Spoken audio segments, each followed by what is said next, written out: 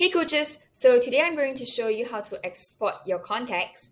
So it's a very simple process, just one click of a button and you'll be done. So go to your contacts page on the left menu and you'll be able to see the list of contacts you've added. So over here, we have the export contacts button. All you have to do is click on it and this file data would contain all of the contacts you have added on the application. As you can see, it's actually a CSV, so it's a very readable file type. So generic softwares like Google Sheets or Microsoft Office, they'll be able to read this type of data. So not to worry. And if you can't find it, it's definitely in your local drive under your download folder.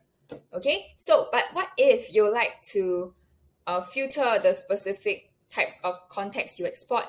And this is where our display bar and our search bar comes in handy.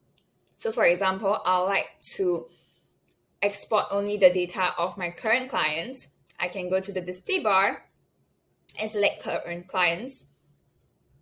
Then I'll click the export contacts, and the file that I download this time would only contain contact details of my current clients. This can be done so with your tags as well. And that's it for exporting of contacts. Thank you so much for watching.